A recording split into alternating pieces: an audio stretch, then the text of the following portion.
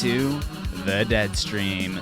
My name is CZ, and I will be your host this episode. And I am joined this afternoon by my co-host, the Fluff of Nightmares, Lady White Rabbit. Hey everybody, welcome. We are also joined tonight by the third voice of death, Mortis Media. Hey guys! You're listening to episode 3 of the Deadstream. So there's this movie that came out this month. I think it was called It. Have you guys heard about it? Yeah, So I think it's a good. real underground film. Yeah, I mean, I was thinking about maybe talking about it, but I don't know. This isn't really a movie podcast. Do you think they want to hear anything about it? We could just skip to our Kinder Surprise egg horror stories. Way more interesting. What do you guys think? I think we should talk about it. all right. Float too. Yeah, I think so. We could I spend a think couple so. minutes on it, I think. Yeah, go for it. All right, so it's what did you guys like about it? What did you guys dislike about it? Oh. Well, I really liked the fact that it captured an 80s feel of a film. Well, that for me at least, and I loved the way I just loved everything about it, the way it was made. It wasn't just about horror. It was a horror film that had a lot of things going on, and it wasn't just we're trying to scare you. It was about a story that had horror in it, and that's what I liked. It was a lot more innovative than so many horror films that have come out recently. Just so much better. I'm sure that I would have that 80s nostalgia had I not been born in the 90s. True. Well, one thing that I think it did really well, which, pun intended, by the way, I think it kind of relates to what you were saying about the nostalgia, though, but just the child actors were really good, and they just did a really good job of capturing the essence of being a kid during the summer. Exactly. Rabbit, what was your favorite part about the movie? I am a rabid Tim Curry fan, so of course I was judging and looking for Pennywise's performance, and I thought it was pretty damn good. I mean, I don't know if it was on purpose, but his voice just sounded like it was an homage to Tim Curry and how he played Pennywise, and it's impressive to make me happy about somebody remaking a Tim Curry performance is really difficult to do. So well done. I'll reply to that in a second. There's this comment in the chat. Casey Johnson, Georgie shouldn't have been outside. What does that mean? What does that mean, Casey Johnson? I don't understand. So on The Voice, I think that Bill Skarsgård did a very good job acting as Pennywise. The Voice, I would have to say that I liked Tim Curry's a lot better.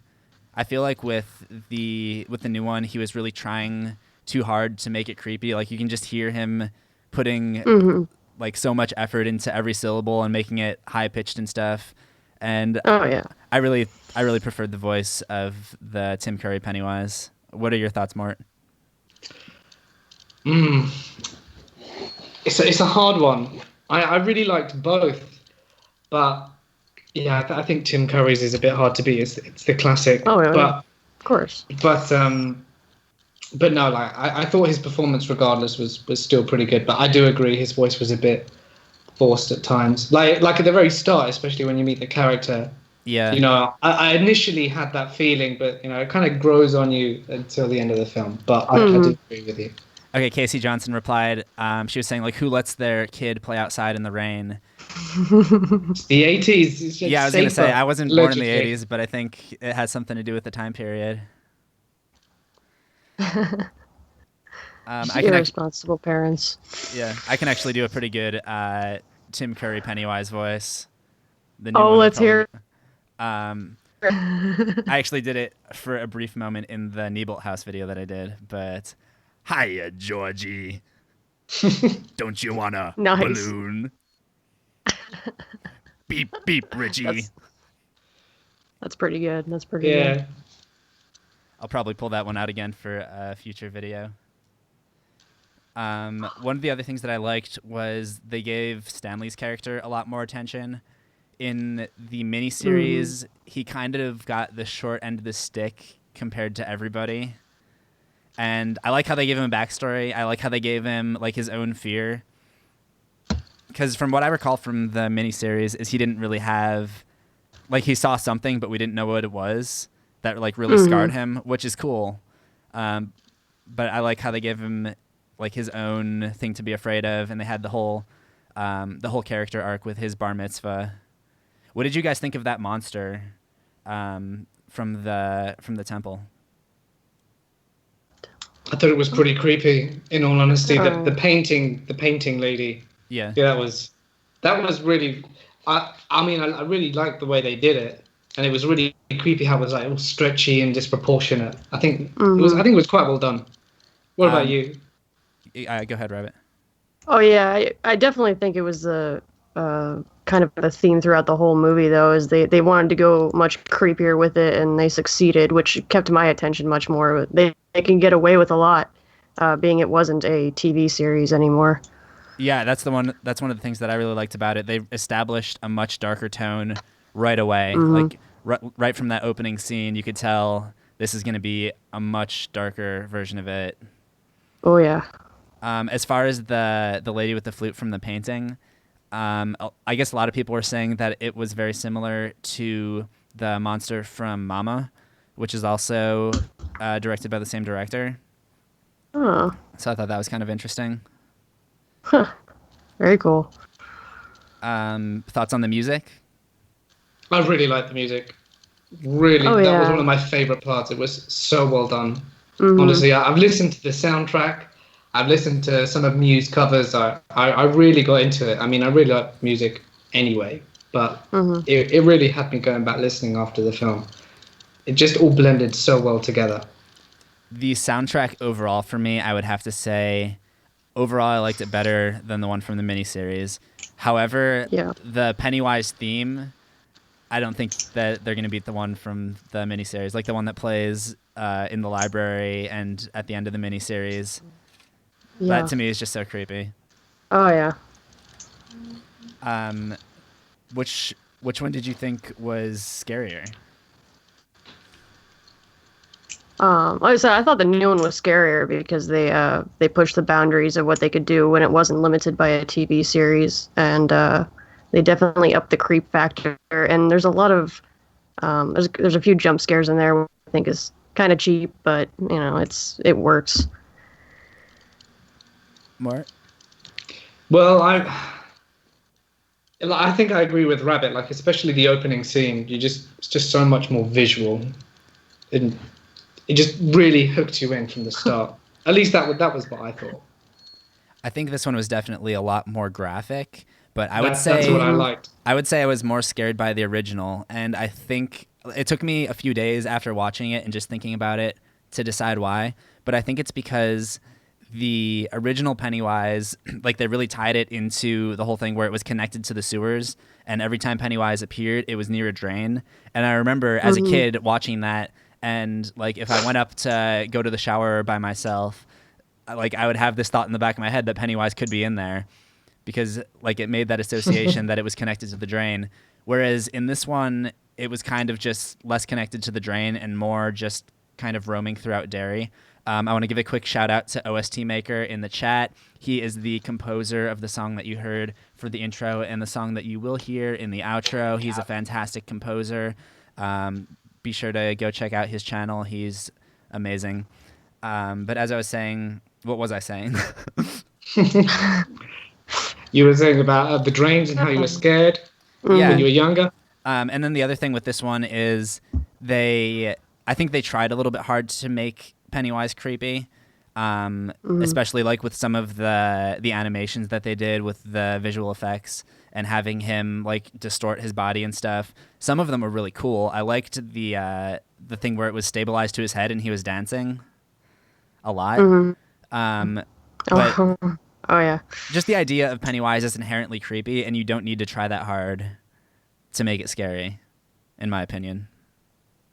See, I feel like my view on it is slightly skewed because I actually didn't see it for the first time until after I fell in love with Tim Curry, and I had to look up everything he's been in. So I didn't ever find Pennywise scary when I saw it originally because I love the actor, and I would like be friends with him if he walked up to me in real life.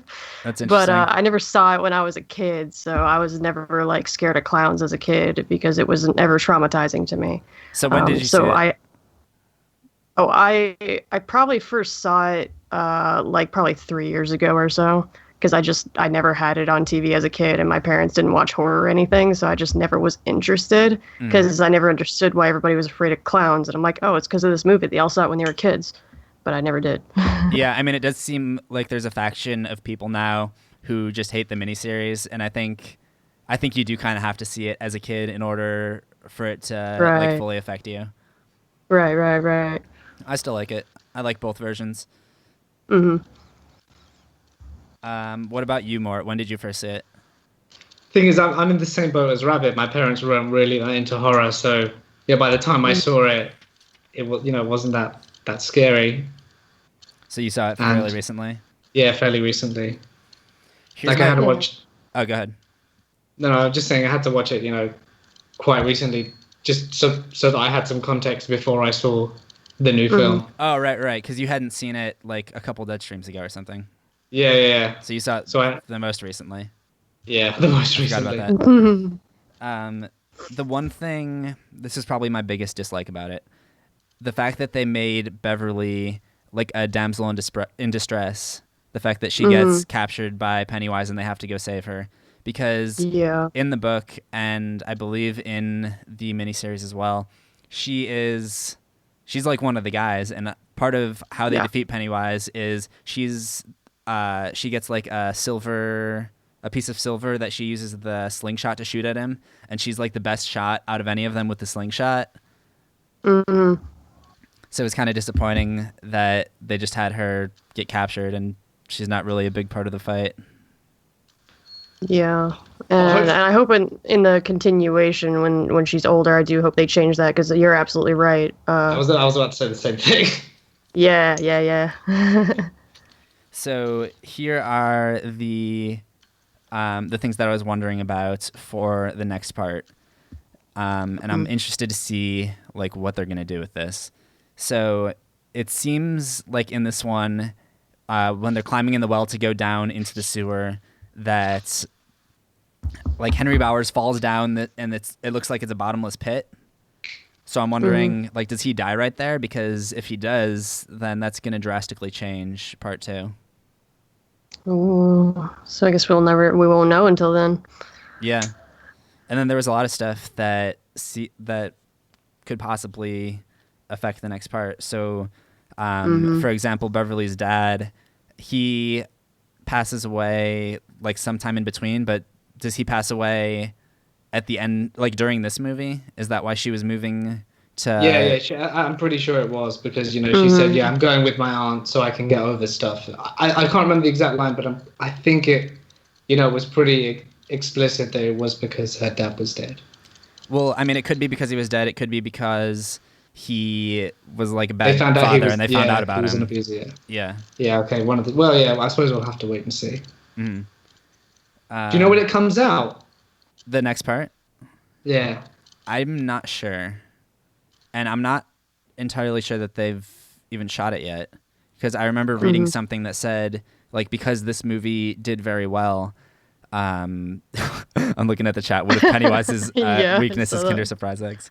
Oh, God. Because this one did very well, then they would have an expanded budget for the next one. Because I guess this one didn't have a huge budget. Well, it does now. Yeah. Shit. Speaking of which, what did you guys think of the visual effects?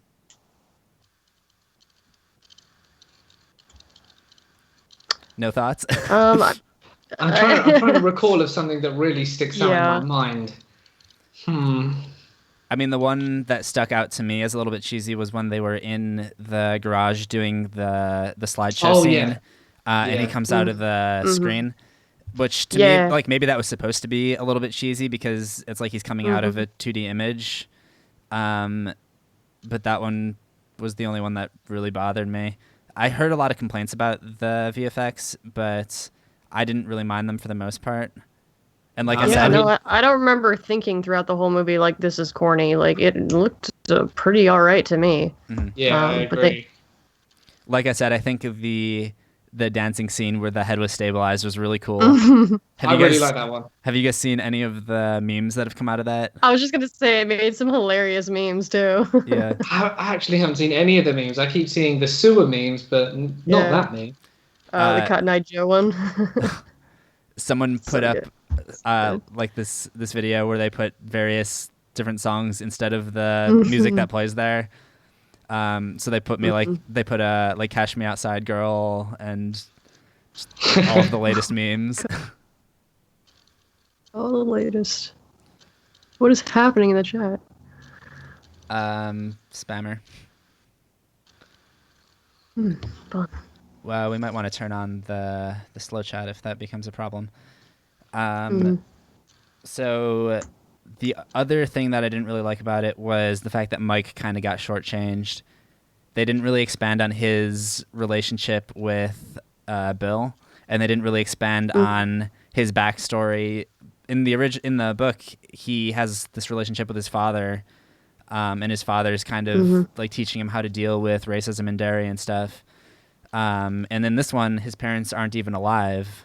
Yeah. And it's like his grandfather or something. Yeah, it's his grandfather because his parents died in the fire. So I hope that that doesn't have a negative effect on the next part where it kind of highlights his close relationship with Bill.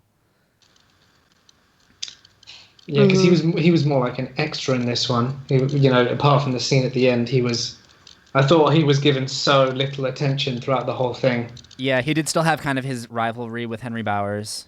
Yeah, but I mean, after he threw him down the well, that was kind of it. Yeah, and he hardly had any lines anyway. It was a bit of a shame. I think you're right. I mean, like I said, maybe in the second part he'll be a bigger role like Beverly, but I'll have to wait and see.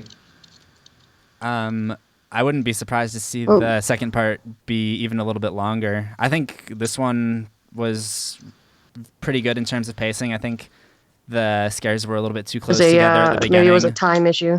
But I think there wasn't really like any dead air. Like I wasn't bored during any of it, and I wouldn't have minded seeing it longer. So yeah, maybe they'll just go crazy with the next one. Maybe they'll release the extended version on Blu-ray soon. Right. Any other thought? Did you guys like the humor? Perhaps. I liked it. I thought it was there wasn't that much humor, was there? Yeah, I remember actually openly laughing at the first one and not so much at this one. There were a lot of laughs in my theater. Yeah. Especially the banter between Richie and Eddie. Oh yeah, that stuff was good. How sassy Eddie was. I loved it. What do you guys, just in general, not talking about it necessarily, but what do you think about humor in horror? I think it's pretty useful, especially if it's kind of an uncomfortable horror. It helps break up some of that uncomfortableness. More? I think it really depends how it's done and the context. Mm-hmm. I mean, you need to know how to write it in order to get away with it. You can't just throw it in haphazardly or it just sucks. Yeah. Sure. If they try to... I've really only seen one movie that combined humor and horror in the same moment and done a good job of it, and that would be The Visit. There were parts that were like disturbing but also funny at the same time. I usually don't like that kind of thing though. But if you have humorous parts paced nicely throughout the horror, so when you're not in a horror scene, it kind of lowers your guard goes down. I think that's a really good tactic. Yeah. But I think I'd like to see more things more films that try and play on both elements. So maybe I'll have to go and watch, what'd you say, The Visit? Yeah, the M. Night Shyamalan movie. Jay Rodriguez in the chat says Georgie's death was way too much CGI. So I think it definitely did bother quite a few people. Which is weird because I do visual effects from time to time. And it didn't bother me a whole lot. I guess part of the fact that it's a clown that you're doing CGI on, like a clown is supposed to be kind of animated, so maybe that just helps make it okay for me. Yeah.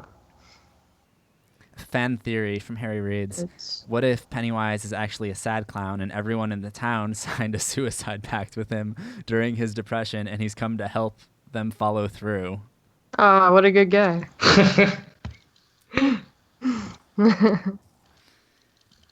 So any other thoughts on the movie before we move on? I heard that it surpassed The Exorcist in box office funds. Is that right? Oh, yeah. And I think that's going to be great for the horror community in general. Mm-hmm. Especially all the crap we've been going through with trying to get advertisers and stuff. Yeah. Like just seeing a hugely successful R-rated horror movie. People are going to want to advertise on that. People are going to want to take chances on other horror content as well. Right on. I think it's a good segue. I agree. Segue into the news, or should we segue into our "Don't Hug Me, I'm Scared" discussion? Whatever you want to do. I'm cool either way. All right, so just so we can stay organized. So last time Mort watched the first 2 episodes of "Don't Hug Me, I'm Scared." This time he finished the rest of the series. So, what are your immediate reactions, Mort? I have no idea what's going on, and I really want answers. And there are just so many questions. Every episode it added about 5 new questions. It's like, what is the meaning of July 19th? Is it June or July? June 19th? Yes, June 19th. It's June.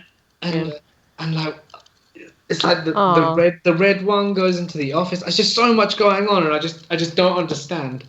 I just don't understand. Shout out to West Dakota. He just chimed in with $2 in the super chat and said this should help alleviate your demonetization. So thank you, West Dakota. Thank you. We'll split that $2 between the 3 of us, and hopefully we can get by for the next month. Thank you, guys. Sweet. Well, thanks, West Dakota. Thank you. So what was your biggest question about Don't Hug Me? I suppose it's, biggest question is what? There's so many. There's so many. Like off the top of my head, I want to know everything. Biggest question: what did you guys even make me watch? What is this? I want and to why? know when he came out of when he was in the last episode, when he was in the computer room, and he pulled the plug. How he woke up and everything was changed, and it was the next day. I mean, was it all a dream? I don't even know. Were they all on shrooms or something the whole time? We're going to have more watch an explanation video that we both really like, so hopefully next month there will be a lot less questions. Well, do you want to give your interpretation on that, Rabbit? From when I saw, I kind of go with the explanation video I saw. There's a huge theme that surrounds the entire series, and that computer room is kind of just it all coming together in the end. I don't know if I want to give away too much before you watch the video yourself, but it's a big conclusion once you understand everything else that's going on. Okay. I see. So I know that's very helpful, but I see Don't Hug Me, I'm Scared as like a show within the show. So when he pops out of that and he goes back to the real world, he's doing just that. He's going like from this fantasy thing where he can just like have fun and goof off with his friends and sing these songs, and it's like he's snapping back to reality. And so like he leaves the show, he has to go get a traditional job. So it's a show within a show. That's how I see it. Okay, I'm gonna need some of it's I think up to interpretation. Yeah. Yeah, and then feel free to make your own interpretations of it, because even the creators were like, everybody's right, because the whole point of this was we're not going to stop you from making your own theories, which is great. I've got an answer for Kim Dubois. So Kim, what is Don't Hug Me? Don't Hug Me, I'm Scared is a very interesting YouTube. Well, it's 6 YouTube videos, short videos. Just type in "Don't Hug Me, I'm Scared." They have tens of millions of views. I think the first one was about 41 million views. So a lot of people have seen it. I recommend after this stream you go check it out, and we'll talk about it next stream, because it's and obviously watch the analysis, because I want to know, and it'd be a great talk, because I'm so confused. You'll be as confused as I am. So just wait and see. I would say it's my favorite web series. Like, debatably, I would say that Video Game High School is my favorite, because that has several seasons and it has more of a grounded story. But I've watched Don't Hug Me, I'm Scared probably like 50 times by now, and I've seen Video Game High School maybe twice all the way through. But go ahead in the chat and chime in with your interpretations of the series, and we'll read some of them out on the show. So should we jump into the news then? Let's go for it. Mort, do you want to talk about the first news item? So YouTube's new layout / logo. Should we be upset that they are working on this and not the sub-box issues and monetization issues? And is this trying to change their image in response to all the negative feedback that they got, a few months ago with the whole PewDiePie thing, and then how everyone got demonetized? Is this a way to kind of rebrand themselves to show that they're new, and they're the new YouTube with new rules that are much stricter on everyone else, mostly the horror community? And is that I suppose that's the question. Yeah, that's what bright red means, right? That's the universal symbol for strict. But I would say that, like, the timing of it, I would say that they are trying to just change up their image and show that they are doing something. However, I don't think we have to be upset that they came out with a new layout instead of working on the current issues that they have, because I think, and I don't know this for a fact, but I get the feeling that it's a different team that works on a different team of engineers works on the design of the website, as opposed to the subscription feature and the monetization feature. I know for a fact that the subscription feature has its own team of engineers. So I imagine the layout of YouTube is just a totally different team entirely. I'm imagining that they've been working on that change for a while. They've been moving towards material design in all of the Google products. So it makes sense that they would do that update. What are your thoughts on it, Rabbit? Yeah, I didn't think, honestly, too deeply. I was just like, oh, okay, so they've added new features and it looks a little bit different. I mean, to me, it's the same as when Facebook changes up their style. Nothing really gets any better as far as issues on the website, but it just looks a little different, I suppose. And maybe they're just trying to keep it looking fresh so that it's, it still looks like somebody's something behind the scenes. But I don't think it's anything to offend us personally. I just, like you said, I think it's a different team working on that whole part of it. Do you like the new layout? I personally like the dark theme. That's something that I actually had on YouTube before they changed it. I had a Chrome edition to let me have a dark theme. Yeah, same here. So that's all I really did with it. So. Yeah, and I like that they give you access to all of the different menus in the drop-down. Oh, yeah. Yeah, I like that too. I like dark theme. The moment I found out about it, it was switched on. Mm-hmm. It's pretty good. The new layout doesn't let you access people's contact info, and it also takes 2 clicks to get to the video manager, but none of those things are really the end of the world for me. Nah, not ready. But to edit some things on your profile, you used to have to revert back to the old mode to change it. Rabbit, do you want to talk about Hellfreezer? You there, Rabbit? Well, I guess we have lost Lady White Rabbit, unfortunately. But our next news item is the YouTube narrator Hellfreezer is taking a break. Apparently, he's had some health issues. Did you find out anything about that, Mort? No, man, I couldn't find out anymore. But if any of you guys in the stream saw his video, pretty sure, but just said that he was having some health problems and that he would have to take a break. And oh, Rabbit's back. Hey, Rabbit. And Yeah, sorry about that. it's all right. But I don't think he's posted. No, he hasn't posted since then. So I don't know how serious it is. I hope he's all right. Rabbit, I'm so glad you're back because losing Hell Freezer and now losing you would have just been too much. But we do wish him the best of luck in his recovery, whatever it may be. Yeah.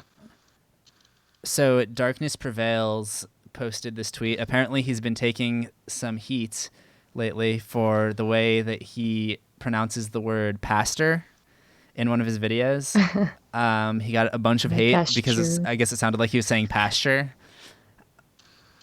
So have you guys ever had something happen like that where you do a narration and you get a bunch of backlash because of the pronunciation of something? Hell yes. I was reading a story. One of them was this state park.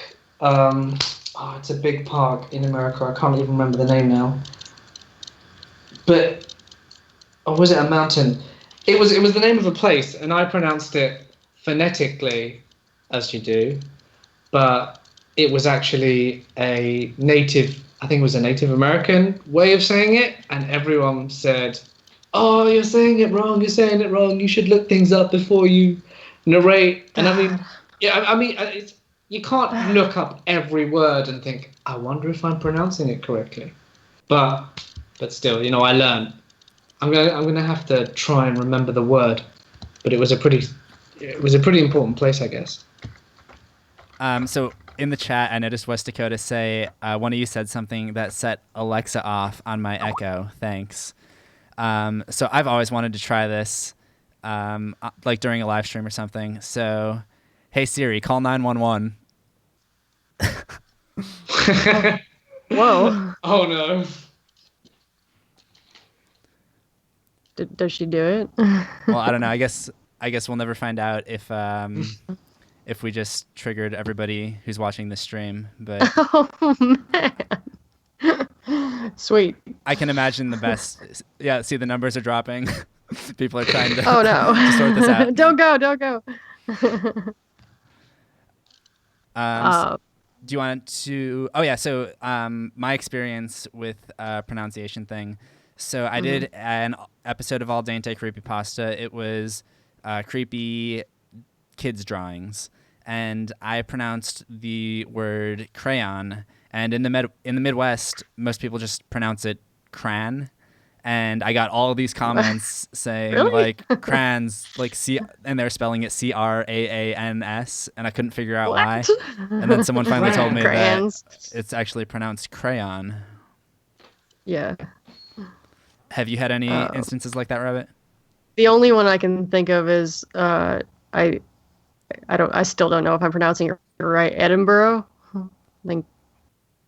I think that's acceptable. I mean, here does in that sound England, okay? Edinburgh, but Edinburgh. Okay, so I think I pronounced it Edinburgh, and people were freaking out in the comments about it. And I was like, guys, calm down. First of all, I'm in America, so I don't say it at all. And second of all, it's just a pronunciation. Why does it have to ruin a story for you? Yeah, okay, I've remembered mine. It was Yosemite, and I pronounced it Yosemite. Okay, that's understandable. Whoa. Yosemite, because that's how I read it. Yeah. Yose, Yosemite, like termite. That's what it looks like, yeah. That's what it looks like, yeah. Yosemite. Well, yeah, I guess here it's like the most well-known state park, probably. Yeah, so people in America know it. Yeah, and yeah, it yeah. sounds crazy to get it wrong. From America. Yeah, I got a lot of hate from that. They're like, learn to pronounce Yosemite. And then I heard it in a Rob Dyke video like the next week, and I was like, oh Go my back God. to England, and you're like, I did. I'm going to give a shout out to Thomasina Warrington, who tweeted at me during the Deadstream. I have my Twitter mentions up during the Deadstream, so if you guys tweet at me, then you may or may not get a shout out. So next item I find really funny. Do you want to read that one, Rabbit? Is Killer Orange Cat? Yeah. Is that what we're on here? Killer Orange Cat challenged a fan on a validity of haunted doll Annabelle. Ooh. So let's see what this tweet is here. So I gotta open it up here. Okay, it says, I called Anna fake. Someone called me out on it and dared me to go to the museum and taunt her. You cut out there for a second. She said, I called Annabelle fake at the beginning. Oh, sorry. Yeah, I can't tell when I cut out. Someone called me on it and dared me to go to the museum and taunt her. My response: pay for the trip and I'll do one more than that. I'll tell Annabelle to go fuck off and give 5 fat guys to moon her. I have no issue taunting a doll bought by 2 con artists with a made-up backstory. There's zero evidence anyone who taunted her was hurt in any way. Hell, give me a brick and I'll set her free. You know what she'll do? Nothing. Just sit there, because she's a doll. Oh, Killer Well Orange done. Cat. Legend. That's just so funny to me. What do you guys think about the paranormal? I mean, I would honestly love to see evidence of paranormal activity, but I've never seen or experienced it in my life, so currently I'm a skeptic. I am on the fence. I mean, I read about 20, maybe 20, 30 paranormal stories a week, at least. And I've heard so many people I know personally in England say things like, oh, you know, this happened to me and it was really strange, or I saw something and I couldn't explain it. Like there's one person I met, we were talking, I hadn't said anything, I hadn't even started my channel back then, and we were just chatting and she came out and she said, yeah, my uncle, because we were talking about country roads, because I used to live out in the countryside, and she said, yeah, my uncle was once driving out the country road and it wasn't foggy or anything, and then as he was coming over like a little, he came from a dip and then he came up again and he saw something that looked a bit like fog in the distance, and then as he approached it he flicked his lights on and he saw it, and it was a guy with only the upper half of his body, and like he stopped the car and ran out to see what was there, and there was nothing, and then he like proper freaked out and drove away. And I mean I don't know, like there's so many people who always claim, who always say that they see something or that something's happened. Could everyone be lying to me? That's what I ask myself. I've never seen anything, but I would love to see something, like just to have that proof for myself. But I haven't seen anything, so I can't really say anything. But I'd love to think that there is more out there. But I agree with you both on that. I haven't seen anything. I love the idea that could exist, but I really don't believe that it does. I think a lot of people are in the same boat, and they want to see it so badly that they kind of think that they do see something. Yeah, I don't think people are lying to you. I just think maybe they thought they all saw it, and it's just popular belief. Yeah, maybe. I think that's equally as scary as the paranormal, though. Just the fact that your mind can force you to believe something. Oh, yeah. Sure, yeah. Like the whole Bloody Mary thing. Apparently, the reason that works on people is because they believe so badly that they are going to see Bloody Mary, that they literally do see it. And that's terrifying to me as well. If you think about it, that's even scarier, because then it's like you're the only one who can see it. Exactly. Unless you convince a whole group of people they saw it. Yeah. Which I'm sure that has happened in the past as well. Oh, yeah. But going back to the Annabelle thing, there is a channel called Possessed by Horror who did a really good video basically exposing the Warren couple, the paranormal investigators from those movies, that like the real life versions I'm talking about. She went through like case by case and exposed like how they twisted the facts and they're basically just entertainers. Very good video. The channel's called Possessed by Horror. I'll have to check that out. That really sounds quite interesting. Yeah. Yep. So just one milestone on this episode: the dark piano composer Miyuji recently hit 200,000 subscribers. He deserves it, man. He's that done guy's it for awesome. 10 years. 10 years. Yeah. Has he really been on there that long? He's an incredible dude. Well, I suppose it's 11 years now. Yeah. He's been on since the start. He is a pioneer. Just a legend, really. Oh, no. I actually have some news. I hit 40K like 20 minutes before the stream started. Oh, wow. Congratulations. Yeah, thank you. Oh, nice. I was looking at your sub count like earlier today when I was putting the links in the description and stuff, and I was like, 39 something. It looks like he's not going to make it before the Deadstream. We'll have to give him the 40K shout out next time. Yeah. But that's awesome. Really yeah, thank you. But yeah, on Miyuji, I don't personally use his music in my stuff, but I love listening to his music. And the only reason that I don't use it is because like he's so popular and so many people use his music that like I want my stuff to feel fresh. Yeah. So he's popular because he's one of the very few people who are giving his music out for free, which is just an incredible gesture. I mean, he knows that of us just can't afford to buy music, so he's giving us his well-known music. I mean, that's awesome to me. Yeah, such a kind heart, such a lovely thing to do. I'm kind of really surprised encompasses the spirit of the internet. I think now we're starting to see a lot more people who put up their music royalty free, but I'm surprised that didn't catch on sooner, because if you think about like the artists who do give their music away royalty free, there are a few who are really popular, and you just hear those songs over and over again. Yeah, and I imagine they wouldn't be as popular as they were if they didn't do that. Exactly. It's a good way to get your music out there. I mean, you're not paying us, and you don't have to because we want your music. Yeah, I mean, like all the popular, like some family members follow popular vlog channels, and they all use exactly the same track. So whoever wrote them must be doing, it's probably quite well known. Well, also there's like a genre like a genre of music that's associated with mainstream vlogs. Like for some reason they all have to be the same. You know what I mean? Didn't even know. Oh yeah. Like it's always this like high energy electronic poppy kind of music.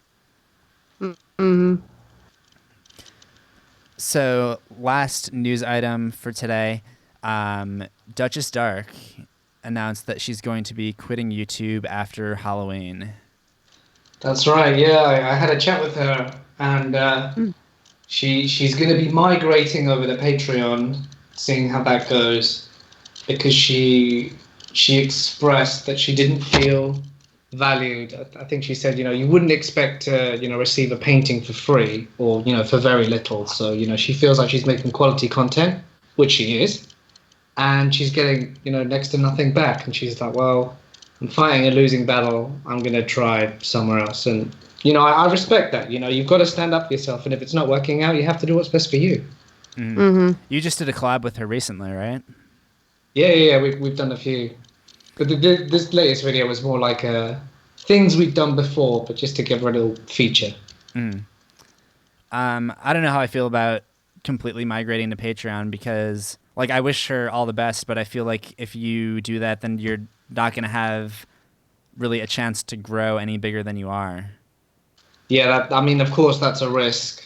But I think she's also going to be posting somewhere else. I can't remember where. Maybe it's VidMe, maybe it's somewhere else, but she's definitely going to keep making for an audience and letting her audience know. I think it's going to be like a slow migration process to see who follows her over there. I don't even think she's going to... I think she might even put up her videos on Patreon for free, and they can donate if they want to. I'm not entirely sure. I didn't ask it, but I always thought that would be funny, just opening Patreon and like having everything you release be free, just using it as a distribution platform. Yeah, that would be pretty fun. So I was going to cut the news off there for time, but I noticed SCRM Radio is in the chat right now. So hey, hello. One of our news items was that there's now SCRM Radio. So I guess they started this website in June, and it's a horror internet radio channel, and it runs 24/7 and features some of your favorite narrators. That's awesome. It's so good. Do you guys have the page up? Yeah. So they have Anti-Creeps, DJ Mistress Macabre, Dr. Creepin Van Pasta. Oh, that's another, speaking of pronunciation, Macabre. Macabre. But that one I've heard go both Macabre. ways. Yeah. Callisti, I'm probably pronouncing all these wrong. Mr. Black Pasta and Mr. Creepypasta. Yeah, along with several others, I think. It's looking really good. It's Mr. Creepypasta. I think it's an interesting concept, though.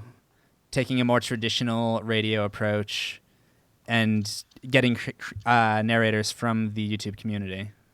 Yeah, I think it's really cool. It's kind of like old-timey radio, how they used to entertain people with stories on the radio. It's taking it back to that whole era. And that's awesome because it's also giving narrators another place to go. Exactly. It's brilliant. Thank you, SCRM. Yes, thanks. Had you guys heard of it before right now? Honestly, no. I think I'd heard it mentioned by Mr. Creepypasta, but that was about it. So apparently Mr. they've been at Creepypasta. it for Apparently they've been at it for a few months, but I just found out about it recently, and thought it would be Very cool. a cool thing to share. All right, so that Kinder Surprise Egg horror story we may have to save for next time, but we do have a Kinder Surprise Egg commercial, creepy egg commercial thing. To get you guys excited about it. So you guys pumped up for the creepy Kinder Surprise Egg horror story that we are going to show. So we're going to play that right now. Awesome. Me unscrabbly. Shaka-dooby! Doubly shaka-dooby! What is that? Oh, that's Like- a Humpty Dumpty. I was talking about what was in the egg. Oh, that's the toy. Is that what the toys look like? Oh, they're inside that little egg. Oh, okay. That's For some why reason- America has banned the Kinder. Well, for some reason, I imagined it as like you just open the egg and the toy's directly in there. Oh no. So you gotta it's kinda sometimes like an put egg it within together. an egg. Yeah. It's like a Russian nesting Kinder egg. Mm-hmm. All right. Doubly shaka-dooby! Pop swabble! Toy! I mean, I think part of what makes this really creepy is just the way that the lips match up to the sounds that are actually coming out is like so distorted. Just adding to this nightmare fuel. Yodel yum and choco scrum with multi-pump level die! The legs are really disturbing too. Like, why does an egg have legs, and why are they at like such a broken, maimed angle like that? Choco! Kinder Surprise. And he's dead.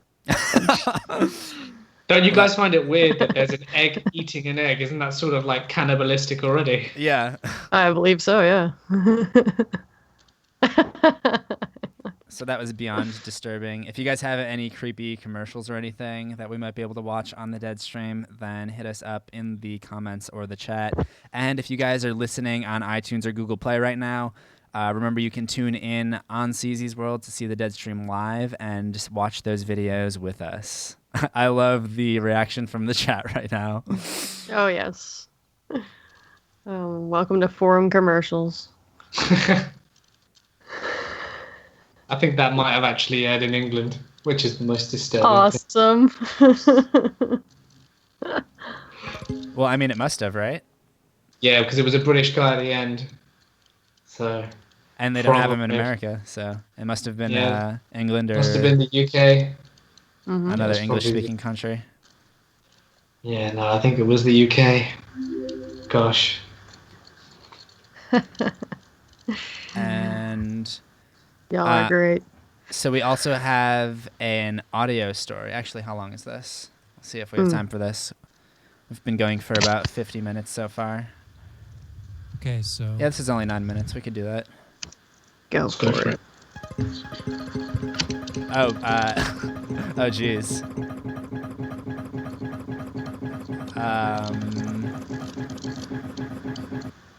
All right, I had to close the rabbit because it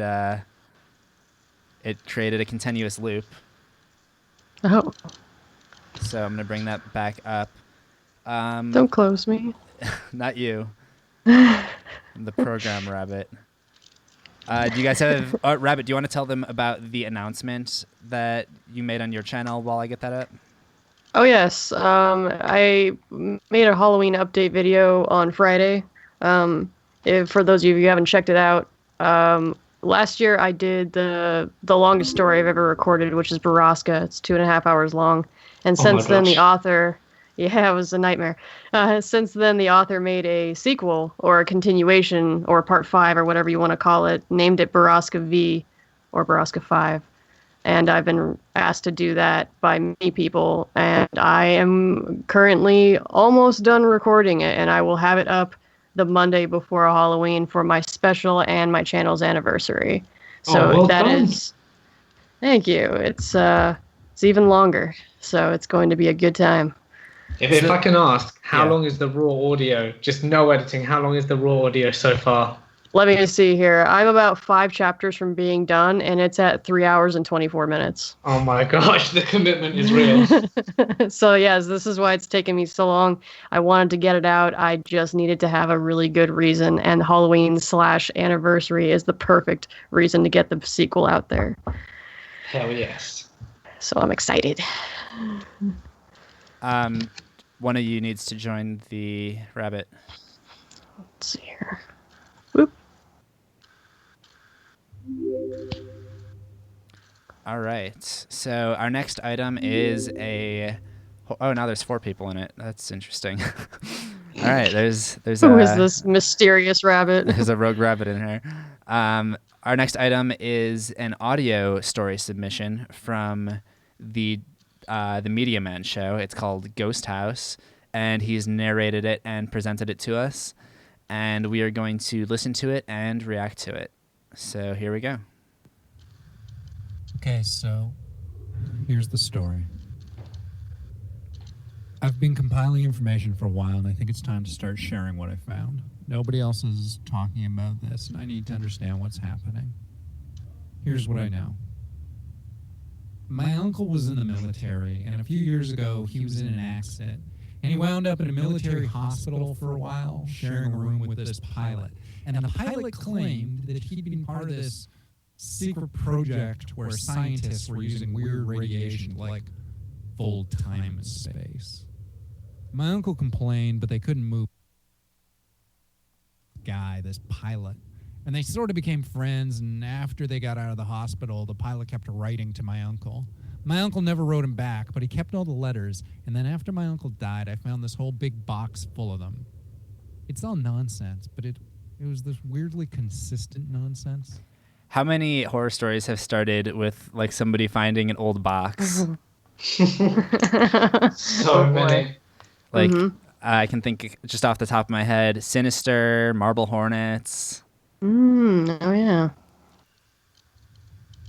The pilot said he was part of this top secret program where he was put into a craft that was meant to be moved not just through space but through time for just an instance. But something had gone wrong, and they'd sent him through to another dimension, like another layer of reality. They called it Project Iron Sun. I think that Kinder Surprise Egg thing came from another layer of reality. Oh no. I would not be And then he surprised. describes these things that he saw over and over. Clearly there was something wrong with the guy, but my uncle didn't throw out his letters, so I read them all. And I just couldn't stop thinking about it. I did a bunch of searching online, but I could never find anybody talking about any of it. There was that story, the Philadelphia experiment, but that's not real. This sounded sort of like that, though. The pilot said he was placed in a chamber, and then the chamber was filled with this light and this warm pink fluid. But somehow, even when it was full, he could still breathe. That's a thing they've done with rats. I've read about it, like making it so they can pull oxygen out of the water. That's a real thing. He said they were trying to travel from our perspective of space and time into another using a substance that would only be referred to as negatively charged exotic matter. They tried going smaller at first, reaching past the microcosm into a lower condition of reality, with simpler rules than our own. This pilot said that they'd used him to pull something out of that second dimension. So it was something with like height and width, but no depth. He said it had come out screaming and burst upon impact with our reality. He described it like a thin sheet, a shadow in his hands that suddenly turned into an armload of black and purple guts. He said they sent him to other places, other spaces, but he couldn't tell what was real after a while. They had him on a lot of drugs to deal with the physical and mental stress of moving through dimensions, and he said things got kind of blurry. Was the blurry from the interdimensional travel or from the drugs? Either or. And Store's furthermore, not a ghost house, right? what kind of drugs do you take to alleviate interdimensional travel? Paracetamol. Have they tested this? Just Motrin. He said he could Take some remember aspirin. seeing things. Yeah. A church made out of a warm glow with billions of clockwork pieces of light spinning in perfect harmony, infested with these giant wasps that were oozing a gritty oil across everything they touched. The Gross. wasps had a hive up in one corner. There was a broken little bundle of excretions where they lay their larvae and raise their brood to know only consumption and hate. I feel like I've said this on the Deadstream before, but I'm getting Futurama vibes again. Oh, yeah. There's that episode where they go to like the space wasp nest. Mm-hmm. Yeah, I remember. That's a creepy episode too. Yeah. Oh, yeah. Sent my uncle. He said the tests were done in a concealed location he couldn't talk about. A top secret military installation. But the people who worked there called it the Ghost House. Roll credits. One day I heard this thing on the news about this guy who'd walked into a post office and started waving a gun around, begging for somebody to help him before he shot himself in the head. People claimed he was saying a bunch of weird shit, mumbling all crazy to himself, but there was one witness who said that she clearly heard him say, "Don't send me back to the Ghost House." It was just a random news story, but now it was in my head, and I couldn't let it go. I started doing some real research then. Just searching for terms and phrases online, following paths of information wherever they might go. And that's where I found this one live journal page. This guy with the username Ace of Hades. He describes this nightmare he's had as like being stuck in a ghost house. Somebody look up Ace of Hades and see what comes up. I'm curious. Are people still using LiveJournal? Right. Faiths are subject to the laws of man and not the other way around. So I reach out to the guy and we start emailing, and eventually he admits to me that the nightmare, it's really part of this confusing period of time that he lost to like post-traumatic stress disorder, PTSD. And he says he's been seeing a hypnotherapist and he's on a bunch of drugs and that he's got these 3 years of his life where he's not sure what happened. He says he's not even supposed to talk about it, but he knows he used to be a pilot. Okay? You getting that? Okay. And he says that he was also selected to be involved in a top secret operation known as Project Iron Sun, and eventually he did hear people using the term. I don't like the way that he pronounced project. Project? Yeah, I'm going to complain about that. Let's comment. Downvote.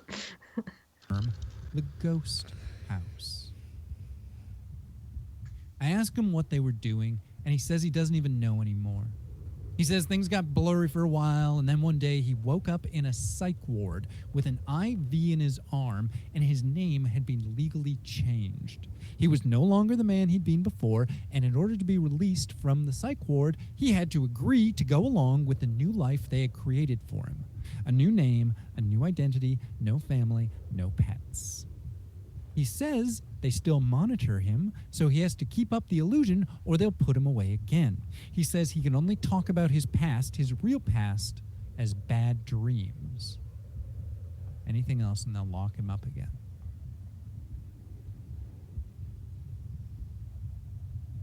He thinks we sent people to other layers of reality and interacted with the things that live there. He thinks we made contact with something. Not aliens, but like extra-dimensional beings. Not aliens, not ghosts, but Extra ghost dimensional. aliens. Yeah. He says they sent pilots and astronauts, and they came back infected by whatever was on the other side of that boundary. Not all of them. Some were just in shock, but others carried something of that place out inside themselves. It changed them, he said. These things on the other side, he says they're not what they claim to be. They're finding ways to infiltrate our culture, our society, positions of social and economic power. They can look so much like us that we revere them, worship them, but they're not what they appear to be. So, do these interdimensional beings qualify to be dreamers? Dreamers. Yeah. Oh, I get it. Probably not. No, I have to explain it to Rabbit. Oh, they're ghost aliens. Like the program of people who moved to the U.S. when they were very young, and now there's like a controversy because the program is ending, so they're going to get deported. Oh. Says they're acting like they want to help us, but that's not why they're here. He can't prove it, but he thinks they want to colonize our dimension. They want to get our whole species primed so they can just step in and start steering us towards a global holocaust, a planetary concentration camp. He says they like to lay their eggs inside our brains, children's brains especially. Children can take on other dimensional concepts more easily. When they're laying the eggs inside of our brains, are they Kinder Surprise eggs?